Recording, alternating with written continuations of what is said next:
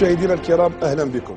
ضيفنا اليوم مش عادي لأن القضيه كذلك ماهيش عاديه، معروف بالجرأه ديالو بالصراحه ديالو. ضيفنا اليوم مشاهدينا الكرام هو وزير الصحه سيد عبد الملك بوضياف. اهلا بك سيد الوزير. شكرا، اهلا وسهلا. حبينا اليوم انا كصحفي نسقسي سيد الوزير، حنا الادويه ديالنا والعلاقات تاع الادويه منين من اي دوله تربط مع العالم؟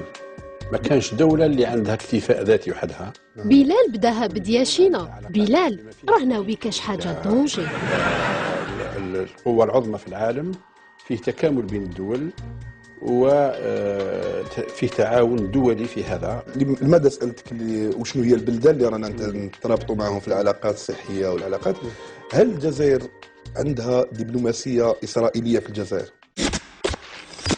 لا ما كانش. ما عندناش سفارة إسرائيلية. ما كانش. الله يجعل خير، راهي دخلت فيها إسرائيل. في طيلة مشواره زار إسرائيل ولا تل أبيب؟ من؟ سيد الوزير الصحة. كيفاش نزور إسرائيل؟ عارف باللي ما عندنا حتى علاقة بإسرائيل. نعم. سيد الوزير كاين هناك تقرير، تفضل شوفوا معنا. عبد الملك بوضياف وزير الصحة والسكان وإصلاح المستشفيات، منذ تعيينه على رأس القطاع كثر الحديث عنه وعن سوء التسيير في المستشفيات، الأمر الذي دفع به إلى تخفيف الزيارات الميدانية في محاولة منه لإصلاح ما يمكن إصلاحه. عبد الملك بوضياف الوزير المثير للجدل كان واليا لسنوات على ولايات هامة في شرق وغرب الوطن، لكن الاتهامات التي يواجهها الرجل اليوم هي تلك المتعلقة بنشاط مخابر على علاقة بمخابر إسرائيلية تسوق الأدوية في الجزائر. شركة تجارية مسجلة بأسماء أحد أقاربه في باتنا، فكيف سيواجه الوزير هذه الاتهامات؟ الوزير تعرف علاقتي بك وباللي نحترمك بزاف ونصحك، اسمح لي على التقرير هذا على كل حال، لكن هذه حقيقه وردناها وحبينا نلحقوها. اسكو سيد الوزير يقدر يرد على هذه الاتهامات فيما يخص التخابر مع اسرائيل في مجال الادويه؟ ما عندناش علاقة بإسرائيل. الوزير بوضياف ما راه فاهم فيها والو. تعامل مع إسرائيل، ولكن هل هناك ما عنديش قريبي في باتنا عنده هل هناك اسواق يقولوا باللي وزير الصحه فتح سوق لاسرائيل في الجزائر، ويقولوا حتى انه تلاقى بنتنياهو؟ أنا تلاقيت مع نتنياهو. هذا كلام جديد هذا. وين تلاقيته في نتنياهو هذا؟ يقولوا في باريس. في باريس؟ نعم، وجه لك دعوه لتل ابيب. يقولوا باللي قبلت مبدئيا تروح تل ابيب. أنا قبلت مبدئيا باش نروح. يقولوا راح نكون أنا آخر جزائري يروح لإسرائيل. يا لطيف، حتى المجرم نتنياهو بلال حاب يلصقوا له. لا بإسرائيل ولا قابلت هذا نتنياهو.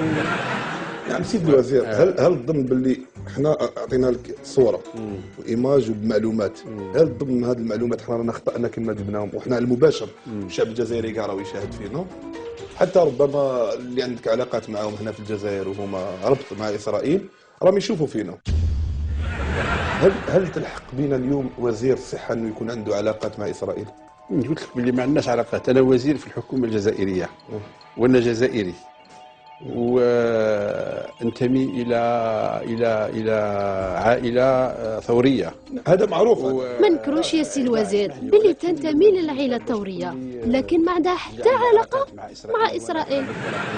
وانا عرضني وقبلت العرضه. هذا فيه نوع من الخيال يعني. مش خيال الوزير. وهل هذا الكلام غير صحيح يعني؟ مش ممكن. هذا مش ممكن.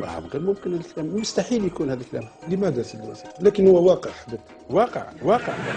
انا المعني اخي، انا عبد الملك بوضياف ما حدثش هذا الكلام معايا. انا ما حدثش. احد المقربين من نتنياهو قال في كتاب اللي عنده هذا الشيء، هذا اسمه جاكوب موساو، يقول باللي هناك وزير في الجزائر تلاقى مع نتنياهو في باريس وتكلموا، كان عنده مام نتنياهو عنده هنا سوق في الادويه، إحدى الماركات اللي ما نذكروش اسمها.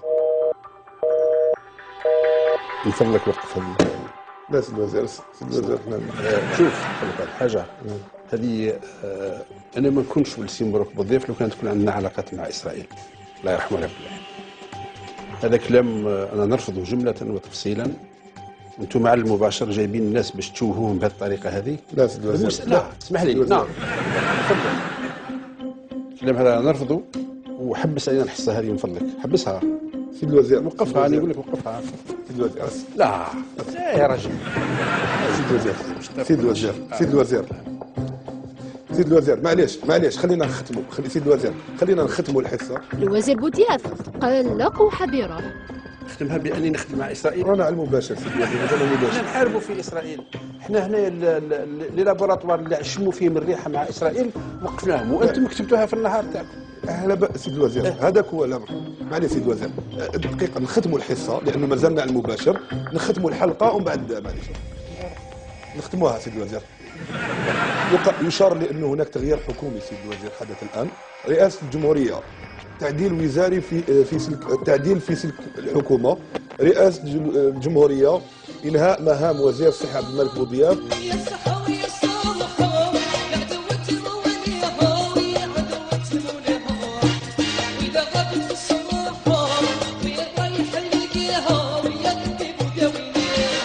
رئاسة الجمهورية، تعيين وزير الصحة عبد الملك بوضياف وزيرا للداخلية. سيد الوزير، هل ستجري حركة في سلك الولاية؟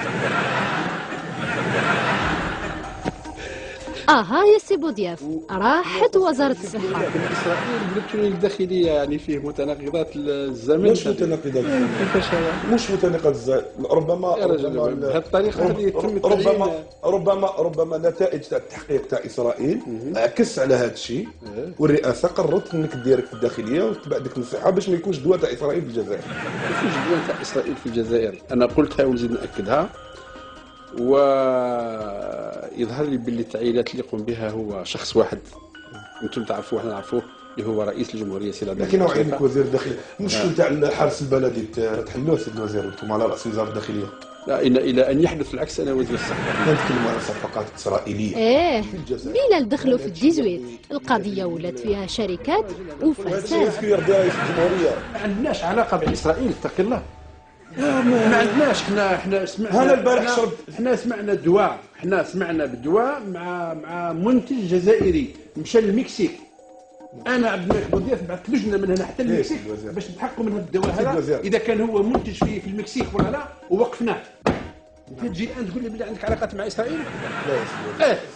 لا رانا احنا عرضوا الوثائق هذوما اللي ثبتوا انك بعثت من اسرائيل، باللي كاين اسمه في عدد خاص، احنا عرضوه على جريده النهار ومام على تلفزيون النهار. نشوفوا اللي كاين ادويه. انا البارح شربت كاتالجين تاع اسرائيل ما فيش كاتالجين. انا نزيد لك حاجه، حتى انه راسي انا نزيد نقول لك حاجه. انا الكاتالجين الان بصدد تصنيعها في الجزائر وفي الطرف. ما فيهش شريك اسرائيلي فيها؟ ما فيش، جزائري، وبامكانك تحقق. شوف المراسل تاعك انت ما يعطيك خبر. ما عندناش علاقات مع اسرائيل. ايش فيكم من هذا القيل والقال هذا؟ قال مش قيل وقال يا سيدي. احنا الجزائر تاريخنا مع هذا معروف. احنا تاريخنا مع اسرائيل معروف. ما عندناش علاقه مع اسرائيل، ورؤسائنا الرئيس نتاعنا يقول لك باللي ما عندناش علاقه مع اسرائيل، وسنكون اخر بلد تكون عنده علاقات مع اسرائيل بسبب واحد اللي هو القضيه الفلسطينيه، وهذا الامر واضح مفروغ منه. ما يكونش تحت طابله سيدي الوزير. مستحيل، بكل صراحه مستحيل. نتنياهو تلاقى به. نتنياهو وانتو وين تلاقى به؟ انا نعطيهم بلال راهي قصح، الله يجعل خير. كلهم بجد. الله يصلح معلوماتك، تسمح لي، ولكن نحترمك بزاف. لو كنت نعرف باش تجي تكلمني على نتنياهو على المباشر والشعب الجزائري يشوفنا ما كنتش نجيك. اسمح لي سيدي الوزير، وقف من فضلك سيدي الوزير. الحصه هذه كاين عاجل واحد اخر سيدي الوزير. الله يخليك سيدي الوزير.